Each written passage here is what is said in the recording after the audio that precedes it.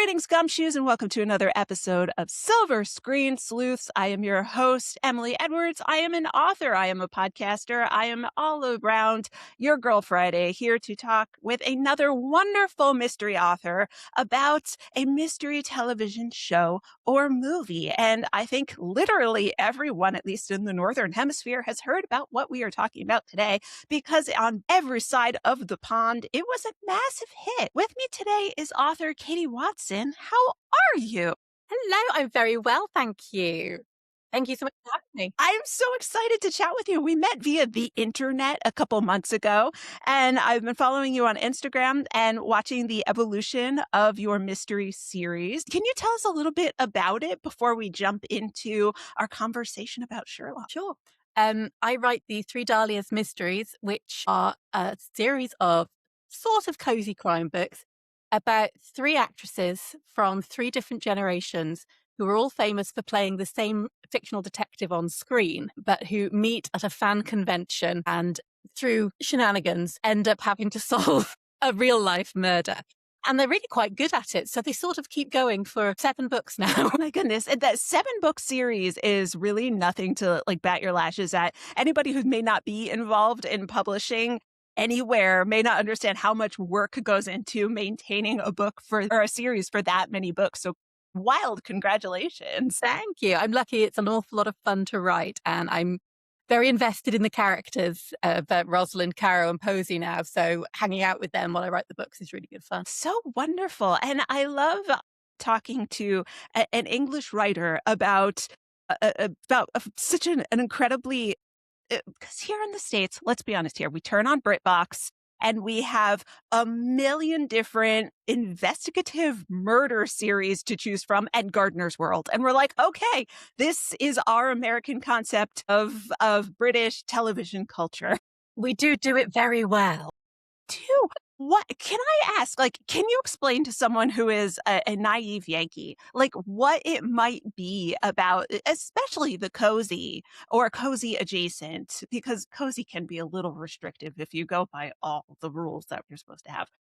Why cozy or cozy feeling mysteries might have such a stranglehold on the mystery culture. I wish I knew. I think the thing I love about cozy adjacent crime is that you have that feeling of setting the world to rights.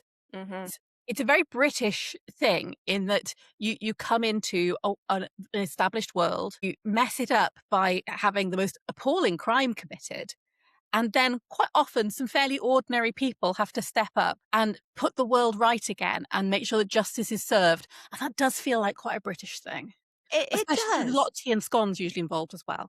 Yeah. I love a good rural mystery, and especially the ones that are being put out now in modern times, modern settings. So you don't get as much of that boo hiss outsider aspect that you get in a lot of sort of the older, more classic, sorry, Dame Aggie. Sometimes she could be a little xenophobic with is that a Jewish fella? And you're just like, oh no. That's one of the reasons when I was writing my books, I chose to set them in the modern day, that I wanted to take everything I really loved about those very classic crime novels, but bring them up to date. So you don't have those moments of, oh, really?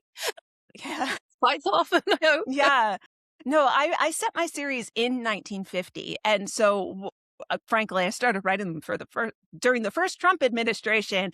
We had that whole, the 1950s, they were so wonderful, they were so great, why don't we go back there? And I purposefully set my series in 1950 to be it was terrible and everyone hated it. So I totally understand the impulse to want to take genre conventions and modernize them for...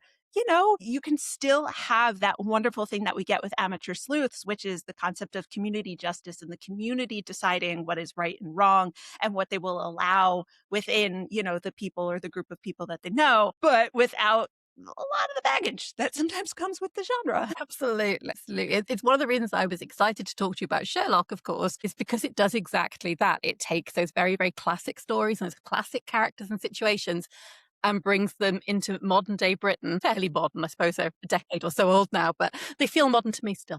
They do. Yeah, no, I apologize. I do have that horrible New Yorker aspect of being like, I'm going to finish your sentence because I'm so excited about what you're talking about. So please just be like, no, don't do that. It's very rude. And I understand that it's rude to other people. So I apologize immensely that I'm really good at doing it too, so it's fine. Okay, fantastic. Yay. This is what I can't wait for the other person to finish. You've got to get in there. Exactly. Keep things moving. And it makes really good radio when everybody says the same thing at the same time. But that is one of the reasons why I have actually been reaching out to authors that are not people I know from down the street from where I live in Los Angeles. I want to talk to people who are from other places. I've already spoken to Nekesa Afia, who's from Canada. I've got Meredith Hambrock, also another Canadian, coming on a little bit later. And I wanted to reach out to you because I feel like, again, especially with this Sherlock adaptation, I remember it being sort of received as a very prestige, almost HBO level drama of high budget, huge stakes, absolutely massive, the world is going to end sort of drama in a Sherlock Holmes conceit or a Sherlock Holmes structure.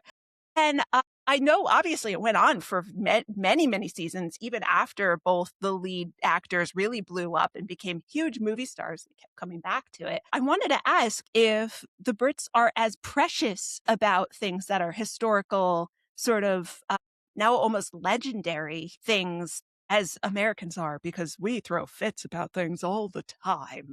I was trying to think about this. I was trying to remember when it first aired. And actually, I just remember people being excited about it. So great. We like stories. I mean, have you seen, I'm sure you have seen, that the BBC are making, I think it's the BBC, are making a new young Hercule Poirot series. I'm so excited about that. To which my daughter said, wait, isn't that the guy from the Horse Husband show? And I said, yes. He's super cute. And the other day was like, Americans were having a fit. I saw all these people stomping their feet and throwing their proverbial hands about it. And I was like, you do realize the actor's in his 30s, right? Like, he's young compared to David Suchet, but like, he's not a baby. It's not like it's teenage Poirot. He's a 33-year-old man. I mean, I think I've had a lot of messages about it, obviously, online, and people are very split between, this is the coolest thing ever, I can't wait for it, and I'm just so baffled what's happening, why are they doing this? I think I'm somewhere in between. I'm very excited to see what they do, but at the same time, I would have loved to have been in that meeting where they thought, you know what we should do? Yeah, sexy Hercule Poirot, the least sexy character possibly ever. But people didn't think Sherlock was sexy until Benedict Cumberbatch. Indeed. Who, let me confess, I started watching this again, the 2010 episode, and I did the maths and I realized in the first season, he is 34 years old and he's such a baby. So young. I don't know if this is a good time to tell this story, but in 2014, I actually met Benedict Cumberbatch, sort of, because I was appearing at the Hay Festival, and my daughter, who's 17 now, was 4 at the time, and my husband had gone off to watch one of the other talks, and so my daughter was with me in the green room because we were between events, and it was one of those years where it just rained. Full festival. And Hay was just slowly sinking into the mud. And we had all these sort of like wooden pathways and they were just getting steeper and deeper. So a lot of people were trying to hide out in the green room. If they were allowed in, they were in there. And Benedict Cumberbatch was appearing that year.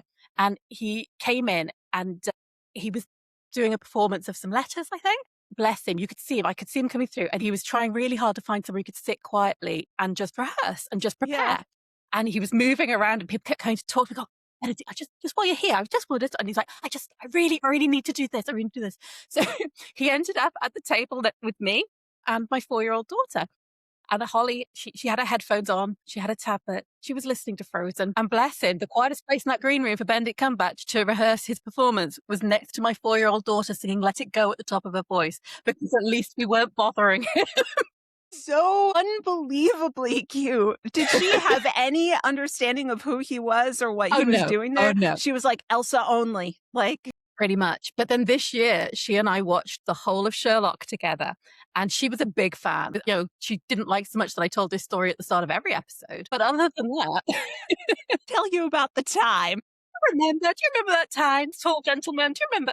She's like, no, I remember the time you dragged me to a stuffy tent in the middle of this thing I didn't want to go to, where I could have been at home watching Frozen instead of on a tablet watching Frozen. It's up Julia Donaldson. She was fine. Story so much. That is so unbelievably cute. Has she ever told a Britain's friend? really quite small. You bump into people all the time here. I really love one thing that the show does, and I do have to admit that it again, as an American, it kind of confuses me because they shot it in London and they love London and they use London as a character. And I'm like, we don't do that. We always laugh at it because actually they do use London, and I love how they use London. But so many other British shows are actually, that are supposed to be in London, are actually just filmed in Cardiff. And so a lot of the time when you see London, it's Cardiff. Good to know. Something that's very distinctively has to be London. Unless they're at the Gherkin, like they're somewhere else. Love so much that this show, again, it's really good at showing the passage of time, and it treats London as a really wonderfully dynamic city, because I know that the original texts of Arthur Conan Doyle are so Victorian, and they're so of the time that they're written. And London was such an incredibly dynamic city back then, when, Victoria and oh my God, I'm not this dumb. Thank you. Her husband, whose name I can't remember, Albert, decided that they weren't going to live in a city without like sewers and things like that anymore. And I love how much Conan Doyle, that's something that I think we mess up. Is his last name hyphenated, or is it just Doyle? I can tell you this because I've got a copy here. This is a 1892 edition, one of the first American printings of so cool. The Adventures of Sherlock Holmes. It's my husband. I have to admit, I'm not a massive Conan Doyle fan. I read him and I read Sherlock for my degree when I was studying crime fiction as part of my English degree. But my husband, who is in fact Dr. Watson, sadly not Dr. John Watson, but still, it's close, and I like to use it. He's a big fan, so he's loaded me up with loads of his copies before I came on here to talk to you. But it isn't hyphenated, but it is always Conan Doyle.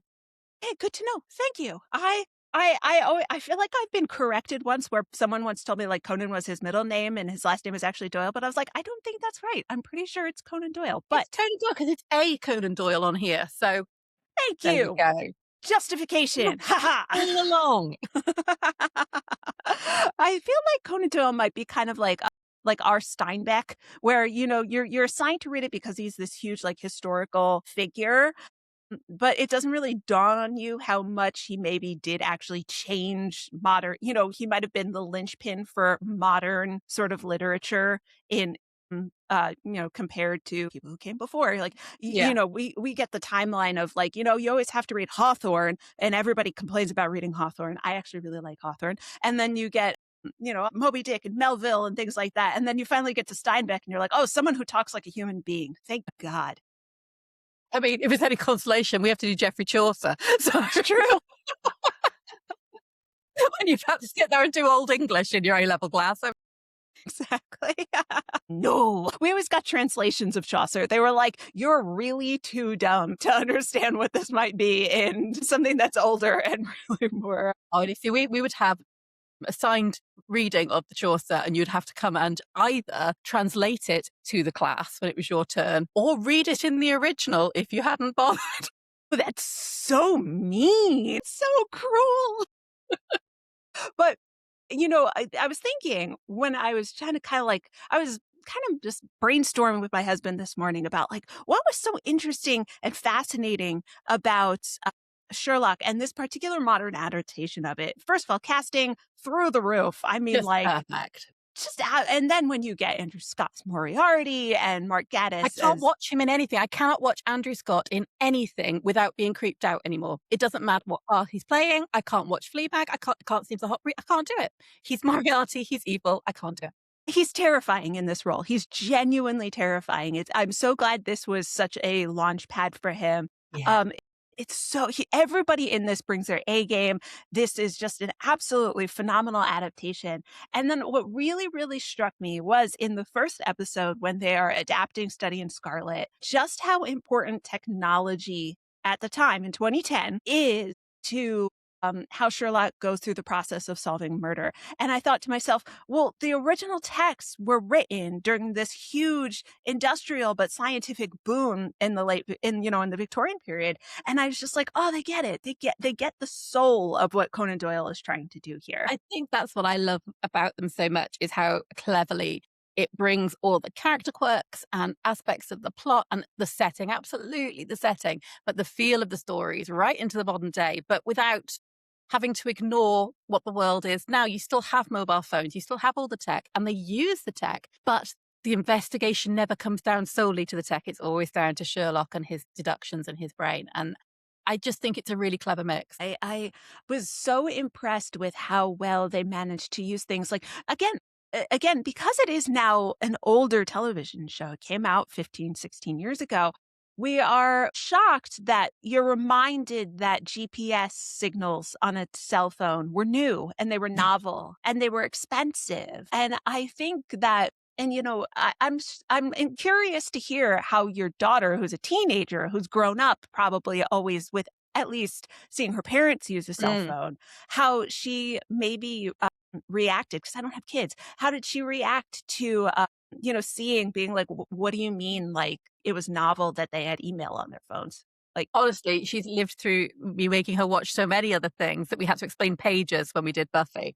Anything we watched that was made after she was born is a win. When we did the whole of The West Wing and she couldn't figure out how people had got pages middled up. Yeah, it's a whole thing. She's had a crash course in, late 20th, 21st century technology.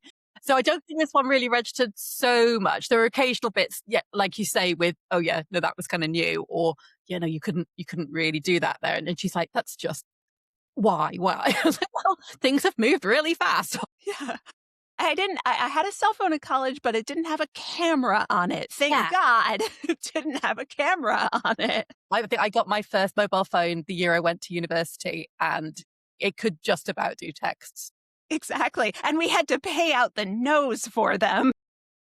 Yeah. It used to be 10 cents a text message here. I wonder, like, it's just such a bizarre thing to watch. And you are correct that the wonderful aspect of it is that they do leave it up to Sherlock to deduce the information that he has gleaned. And Benedict Cumberbatch, I mean, I don't know how many awards he won in England for his portrayal. I hope he won at least something, because I it don't know, is. actually, probably. I should probably look that up on IMDb while I'm chatting with you, but it's such an incredibly well-written show. I think it is. It is well written, and I think there's a lot about. I love that the plots are so clever, but in a fun way. So you couldn't necessarily solve them if you weren't Sherlock Holmes, but you don't feel cheated when you get the reveal. You understand how it all came together, and I like that. I think the last series maybe went a little bit too far with some of those, but the early ones definitely. Yeah. But I don't think, even having rewatched it, I don't think that actually the writing and the plots are what make the show at all. I just don't think they were clever, they were good. Yeah, they were clever. Cinematography is lovely, and it's really quite clever, and there's shots of London and all the rest of it. But I don't think that's why people tuned in. They tuned in because of Sherlock and Watson, because of the characters, because of the found family, because of the people they brought around them, because of the way they changed each other, how they came to appreciate each other. It was that friendship and how it grew. And I don't think if you'd had anybody else in those two main roles, you would have had the same chemistry that brought those scripts to life. No, I do agree with you. Even down to Lestrade and Mrs. Hudson. They're so. And Molly Hooper, and just, yeah. Yeah, and I was reading a little bit, and Molly wasn't supposed to show up in that many episodes, but she just is so the pathos you feel for her She while adds struggling. so much depth to it, doesn't she? And I think that's what you need. If you just have a character like Sherlock, it's almost unwatchable. If you put John Watson in there, you have a translator, and that works really well. But it's not until you bring other people around and you go, well, these normal, nice people who I actually connect with like this really odd man. There's Yeah. something more there. And that's how I think we connect and how we learn to see him through their eyes. I think Yeah. that makes a huge difference. And then I think the sibling relationship, of course, is also between Sherlock and Mycroft. I think that's incredibly well done and very clever and gives you that other side that you can suddenly see a more rounded picture of Sherlock and how he came to be the way he is. Agree, because whenever he's in a scene and you have Benedict and Mark kind of playing off of each other and trying to just subtly outdo each other with the snippiness and the sociopathy that they both feel. And the first moment of banter between them in the first sort of extra long episode that we get is so you see John Watson, who's standing there like a deer in headlights, just going like, what am I witnessing between two human beings I never could have imagined tread this earth, because they're both so bizarre and so weird. And then when it finally dawns on him that they're siblings, you can see sort of the color drain out of his face, where he's like, my God, there's more of them and some of them are worse. I think John's reaction to Sherlock's first big show of incredible deduction, where he says, that was amazing. And I think that's the moment Sherlock, you can see him react to that. And you think nobody normally reacts that way, do they? They normally react with, that's really weird.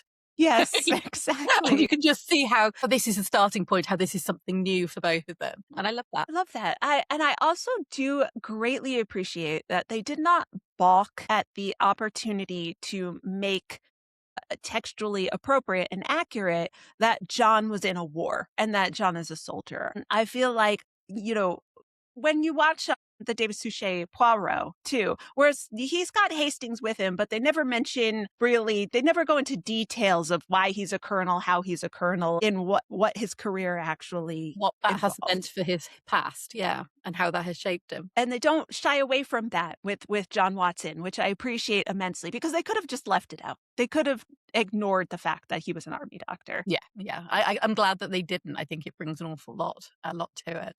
And the fact that the war that they were fighting at the time was our crap in Afghanistan that we roped you all into. And all of the politics that went with that. It would have been perfectly understandable to ignore it. And I think it's very brave, at least historically, to acknowledge that, it was an incredibly unpopular war that people went to, got injured in, and their lives ruined in order to participate in it. And just extremely brave choices that are made on television in Britain that I don't think Americans would necessarily do. Because they don't feel the need to either glorify his service or make it a big political message either. It's just something that has formed him, and they don't need to do the messaging. You can see how it has shaped him, and you can see it in the character, and you can see who he has to have been to go and take part in that. He has to have been incredibly brave. He has to have been incredibly willing to sacrifice and to be all these incredible virtuous things. But at the same time, you can see that it has changed him and it has damaged him and it has affected his life forever. And that's, an incredibly sad thing for him. And you can see all that in the character without it having to be a message that they are giving us. It's just part of it. Yeah, and I do also appreciate the fact that they don't glance away from the fact that John has difficulty paying his bills. His army pension is not substantial. It's not like he comes back as an injured war hero and is suddenly dripping in cash and can throw it around and afford his own lavish apartment in London, which no one can afford. No one can afford to live in London. I think I don't know if this is textually based, but the line that Mrs. Hudson is giving Sherlock the apartment for below market value because he insured her husband was put to death in Florida.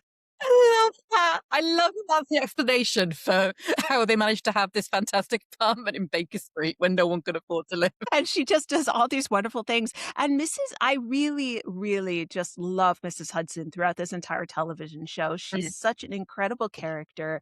She again, in the text is kind of, she's treated like the landlady. But I think in this, again, because the casting is so dynamite, you can't let her fall into the background. She commands attention against these two heavyweight actors. Absolutely. And I think that the whole community, the whole sort of found family of the show adds so much depth to those two main characters that I think you don't get if you just put the focus on uh, John and Sherlock. I have read every single Sherlock book and short story. I enjoy them immensely. I do think a lot of people got frustrated for a little while with Conan Doyle because he does do a lot of that. But I knew secret information that you could never have possibly known. And I think for people who come to Miss because they are logical people, Yes. and I write mystery because I connect emotionally with the idea, similar to what you were discussing, of community, of banding together, of fixing things that were knocked over and setting everything back to rights. I also connect with that. And obviously in America, we've had a real come to Jesus about policing and things along those lines. And so I think that's why a lot of people do come to mystery and to crime fiction. But I also am very well aware that a lot of people whose brains maybe work like Sherlock Holmes come to mystery fiction because they want to solve the puzzle and they want to show that they are perhaps as smart or smarter than the writer. They want to get to the answer before you reveal it in the book. Those sorts of folks actually surprisingly don't like Sherlock books. I can absolutely see why. Because it doesn't feel fair. It's not the fair play rule that we have in so much of the detective fiction. Not every clue is there on the page for you when you need it. And I think there is an element of that in the show as well, that you couldn't necessarily solve a lot of these mysteries on your own just by watching. There's information that's kept back and there's things that only Sherlock could possibly know. And there are some occasional leaps of logic where you go, I'm not 100% sure about that one. I don't think it matters quite so much in the TV show, though, because I think TV feels slightly more passive in a way that you are being entertained, whereas when you're reading into something. So I think it doesn't bother me so much in TV as it might do uh, on the page, perhaps. Yeah, I agree. I wonder how much of that too is it started to fly off the handle a little bit in the later seasons or this later series, I did not really quite realize that those aired as late as they did in 2017 because again until the advent of streaming here American television was every September you started a new series and they ended in May and then they didn't disappear perhaps for the same Yeah. length of time as they frequently do in Britain. It's a bit more ad hoc over here. I think at the time, Stephen Moffat, they were also working on Doctor Who, and Right. so everybody was cross because nobody was getting the show they wanted. It was like, why have we got to wait till then for a new Sherlock? And then why have we also got to wait till then for a new Doctor Who? That poor man, he was earning tons of money but shot himself right in the Everybody was foot. cross. Everybody was cross with him. But I wonder how much of the 2017 sort of aspect of not all of the clues are presented on screen, it's not fair play, might have been because at that point people were more inclined to be on their phones or on their computers and more listening to television. I know I have a number of friends who are television writers. And Mm, now you are instructed to write as though they are not looking at the television, they're looking at the phone. So it's almost more like yeah, radio plays. I've And heard that as well. And you can see it, can't you? When you're watching TV now, you can see the lines they've put in because they don't expect you to actually be watching the screen right now. that must be brutal on mystery writers, on people who write mystery for television. Yeah. I could not imagine. Yeah, I think it must be really, really difficult. And because what's the point of it if you can't hide things in plain sight? Exactly. I one of the things that I have been trying to bring up with discussing because we're mystery authors, we write mystery novels, we write mystery books, and books are, as much as we don't like to admit it, fundamentally different experiences with story and narrative than, anything that appears on the screen. You can take my book and please do for a hefty fee and put it on the screen, but something is going to be lost in the translation. And and I think and I wonder what you feel might have been removed from the experience of reading a Sherlock novel when seeing a Sherlock adaptation on screen. That's a really good question. I think I'm not sure. I guess when you're reading with any mystery, when you are reading it, you have to look harder for what isn't said on the page if someone is hiding things. but at the same time, you have more of the information there. On the screen, it can be a flashing image that's just gone, and, you might not have seen it, or you might, and things like that. I think with the TV, it's all that much faster. You don't have Mhm. time to go back and look over that page, and you don't, it's the slower experience, perhaps, of trying to solve the mystery yourself. I don't feel Mhm. you do that quite so comprehensively with TV. I mean, I'll admit, when I'm watching Midsummer Murders, I'm guessing from the start, I'm not allowed to talk during TV shows anymore. My husband, Dr. Watson, says, no, you're right too often. You're not allowed to do it. But I think sometimes with TV, it's easier to see the setup. Mhm. You can see a little bit more sometimes where things are going because you can't hide things in the same way as you can on the page. But at the same time, sometimes it can be easier on television because you can show something without referencing it. And if you're not paying full attention and you are on your phone, you're going to miss it. But it was there. It was fair play. You could have seen it if you were paying proper attention. Yeah, you just weren't playing. You Yeah. weren't playing the game. I think one of the most, again, we keep coming back to casting on this. And I think one of the most interesting aspects of translating Sherlock, or really any, especially older books, is that Sherlock wasn't necessarily supposed to be good looking. And we have, unfortunately, you can't put normal looking folk on television. No. Although at least I think when they chose Benedict Cumberbatch, obviously he's an incredibly good looking guy. Of course he is. But he Yes. is unusually looking as well. He's not, they didn't put somebody up there who is conventionally Hollywood gorgeous Yes. in that way. He became more attractive to people after Sherlock, I think, Right. because the part was so compelling. It's not that Sherlock is necessarily handsome and gorgeous. It's that he is just incredibly compelling. He is so compelling. And I think one of the things that I find very shocking about television shows that are frequently made now is that it's one of the things that we're talking about with The Pit, which is sort of Mm, the ER rehash that they're doing on HBO. It's got Noah Wyle again. And everybody on the show is competent. mm. And you watch this television show, and the doctors, they may not know exactly what the diagnosis is, but gosh darn it, they're going to find out, and they're going to save someone's life, and they're going to do everything they can to save someone's life. And if they can't save their life in the ER, then oh my gosh, they're devastated, and rightfully so about it. And Sherlock really drove home for me again just how much I have longed for competency, Competence is one of the most attractive traits a person can have. isn't it? Yeah, massively. Absolutely so. Um, And I think it's really shocking that again, you have everybody. Okay, there's a female police officer in the first episode who never comes back, and she's just a nasty, nasty woman. But that I hate using that phrase because of how loaded it is now. But she's not really very well written. She's just not very very nice, is no, she? she's not very nice, and she's a little snippy, and she wants to undercut everybody. But Yeah. and she's only in one, interstitial of the show, and everybody else then after the fact, that you have the usual rub of a private investigator showing up the cops, and that always makes the cops feel bad, and you understand. But at the same time, at least in this, they do a wonderful job of Lestrade and the other detective inspectors understanding that Sherlock is more competent at doing things than they are, and they appreciate the help. Yeah, that he brings something different, that they are very good and competent at their own jobs. It's not that they are incompetent, it's that Sherlock has something different. And I Mhm. think that's what makes it work. That it isn't a competition in quite the same way all the way through. He's friends with Lestrade, that works well as a partnership, that Sherlock's providing something he wouldn't otherwise have access to.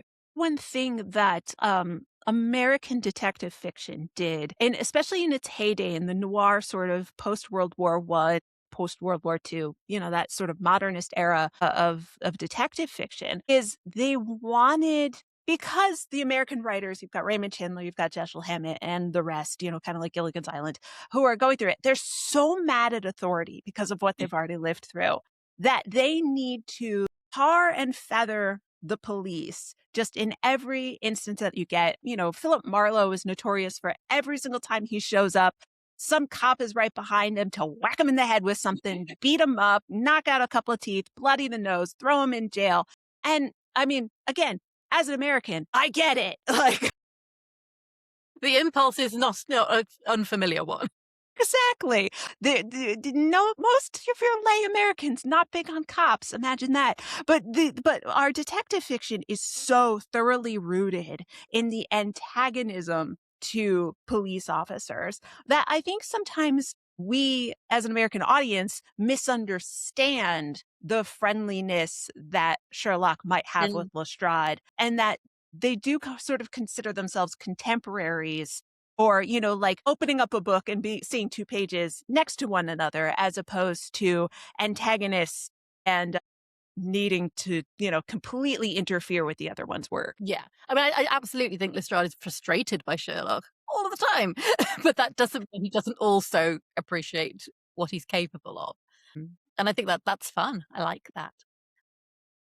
My brother-in-law is actually a policeman. In fact, he's a detective inspector, which is very useful when I'm writing, and I can think. But it does mean I'm very careful about how I use the police in my books. That totally makes sense. I'm less careful.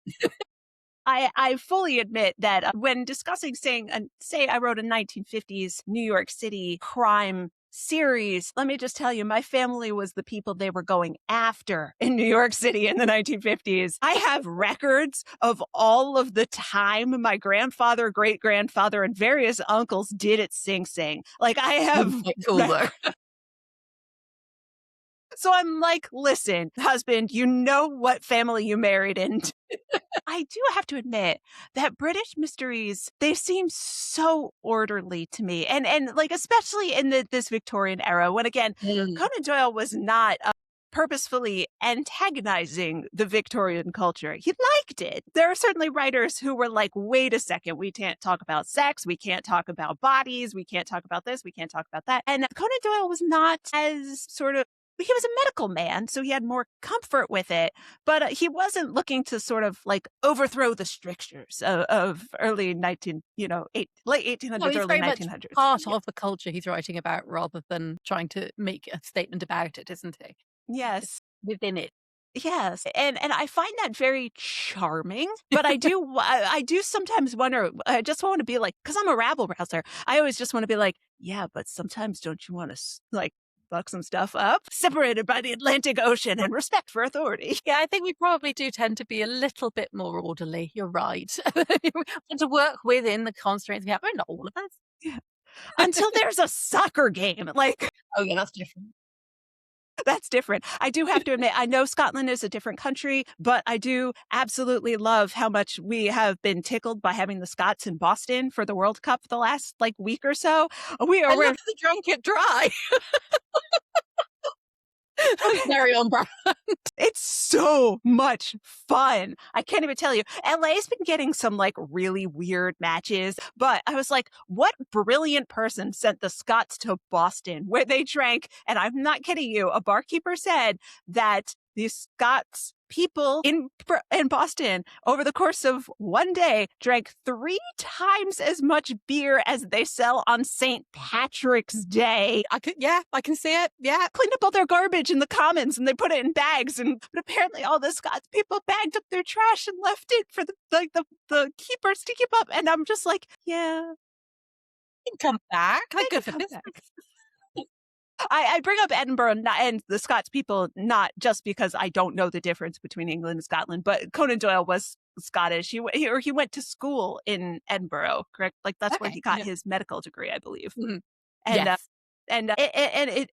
it's funny because I've only been to Edinburgh once. Absolutely loved it. Would move there tomorrow if I had enough Beautiful money. city. It's so gorgeous. It's again one of those things that messes with your concept of time as an American when you go to like the new part of the city and it was built before Boston was, and you're just Yeah. I have no concept of time once I'm there, and it's absolutely gorgeous.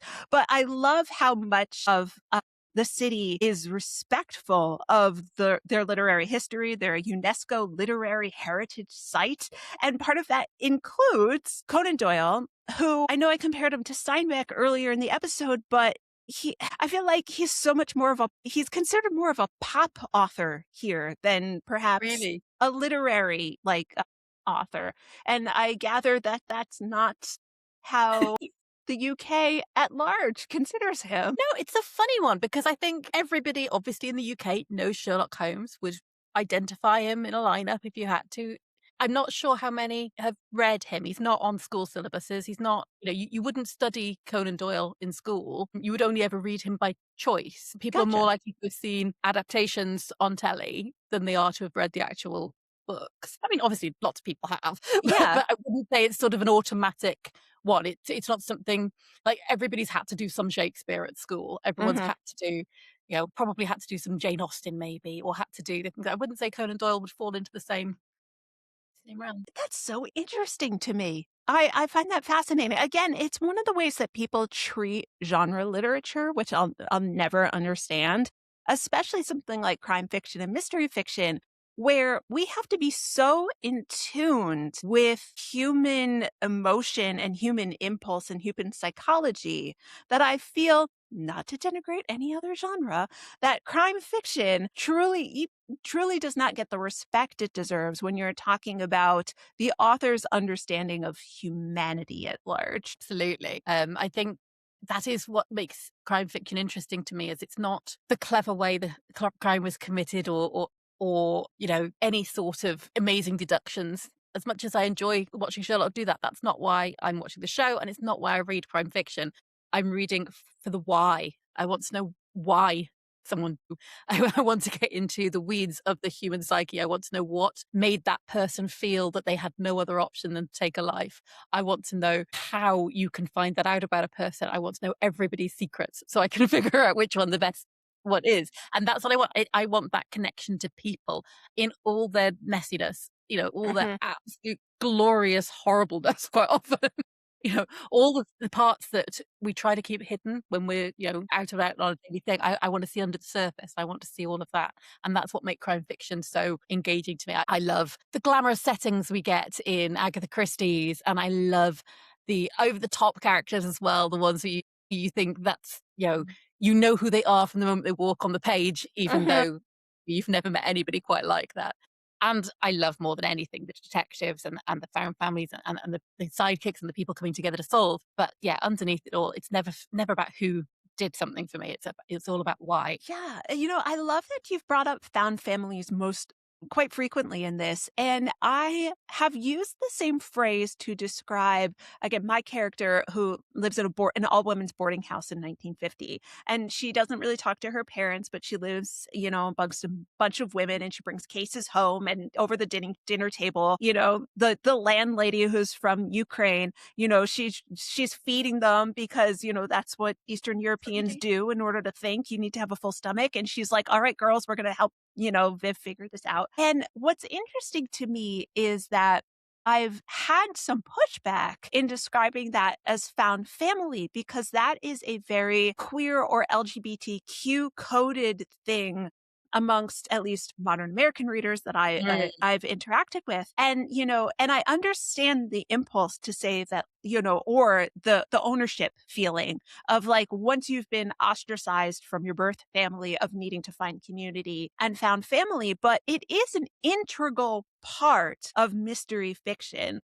Is And can you go into a little bit of how you use it in addition to the Dahlias, how you use it in your books? I mean, I will preface this by saying my 17-year-old daughter uses it, so I think I'm okay. No, I think you're good. No, I think no, I understand why it's I precious to absolutely people, understand that but too, and I yeah. hadn't heard that before, and I can absolutely can see that. I think with my dahlias, I do describe it as a found family because that is how they think of themselves. I think when they meet in the first book, we have Rosalind King, who is in her 60s. She's a national treasure. She's been in everything. She knows everybody, calls everyone darling, that kind of, Mhm. glamorous elder actress who starred in the original movies back in the 1980s, that kickstarted her career. And then you have Caro Hooper, who played the role of Dahlia through every single TV episode. They did a ridiculous number of series. She's the David Suchet. She's the Yes. one who everybody thinks of when they think of Dahlia Lively. She's that one, but she's never done anything else except that. And they cancelled the show when she was just about to turn 40, and she's now in a position where she doesn't necessarily have anything else. And she is also famous for having a rather contentious divorce with her husband, who she set his tie on fire while he was still wearing it. But it's okay because now She's married to the wonderful Annie, who is very wonderful for her, and they have this lovely, lovely marriage that my daughter particularly enjoys. And then Love the that. youngest Dahlia is Posey Starling, who is an ex-child star who was out in Hollywood, but a British originally, who went off the rails when her parents embezzled all of the money she'd ever made. No. And she's obviously ostracized from her parents. And she is now fresh out of the fame wilderness and also rehab and about to star in the new movies the new reboot movies they're about to make. So the reason it feels like a fan family to me is these three women have nothing in common except this role they have played. There is literally no reason that would have brought these three people together if they hadn't all just happened to play this one role as a detective. And when they meet, they don't like each other. They're not friends. They're not automatically going to become close, but they put the effort in so they do. Right. Solving murders brings them closer together. And then in book 2, it's still not totally bedded in. But when Rosalind, there's an accident on set and they're not sure if it was a murder attempt, and they phone Karen, she's right there. She's come straight out, and suddenly they accept that there is something, and it builds and builds and builds. And that's one of my favorite things about writing the series, is writing that relationship between these three women. And it's the thing that a lot of my readers say they keep coming back for. They love the puzzles, they love the mysteries, they love the settings, they love all those things, but they come back for the women. And they add people in from time to time, new people come in, but it's the core of the three of them. And they've chosen that. They've made that themselves, and that's the family they've chosen. They spend Christmas together. They do all the things you would do with a family. It's them now. I love that. And that's so, yeah, I don't know how else I would describe it. No, and I'm glad you went into detail about how it manifests in your series, because I think one things that we kind of forget, especially in the first episode, and whenever you read about someone new being introduced to Sherlock Holmes, it's always how he shows signs of sociopathy, or he doesn't interact with people, or he maybe doesn't understand emotion. But he's never severed from Watson. It is always Sherlock Holmes and Watson. And I think it's so important to understand both how it appears in the text and how it's always translated to screen. No matter how it's translated to screen, you need to have a Watson.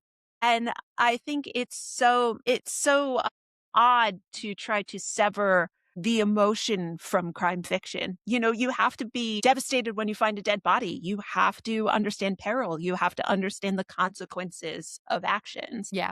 Again, I just don't think Sherlock would work as a character if you didn't have Watson there to translate him, to humanize him, to bring all those things home that Sherlock can't quite connect to. Yeah, it's a partnership, and they both provide something that the other doesn't have. I'm debating whether or not to jump into another question, because we're coming up on about an hour, and I appreciate you always you giving me your time.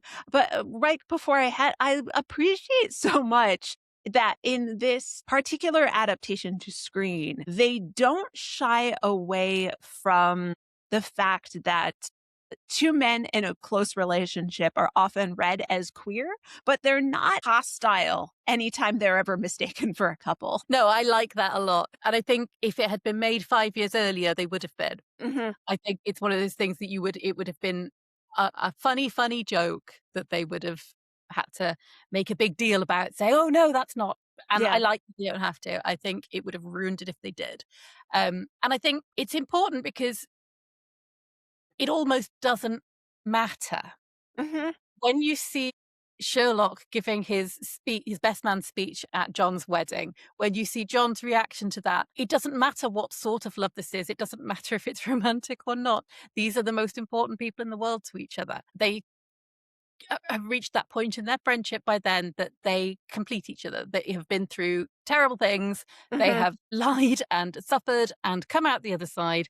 And they still maybe will never fully understand each other because they are, to a certain degree, unknowable. They don't have what it would take. Sherlock will never be able to fully understand John Watson because he doesn't have what he needs to be able to do that. And vice versa, because Sherlock is a little bit unknowable to all of us. And it doesn't matter. They love each other so deeply and so strongly that for me, watching it, it doesn't matter to me what form that love takes. I just love that they have that. Can't thank you enough for choosing this text and chatting about it with me. How can everybody who's listening keep in touch with you and your work and your series? I would love it if they did. Probably the best place to find me is on Instagram. I'm Katy Watson author, or on my website, katywatson.co.uk, where you can sign up for my Dahlia Diaries newsletter, which will give you all the latest things, and also the opening chapters of my new book, Death on a Live AC, which is out in July, so next month.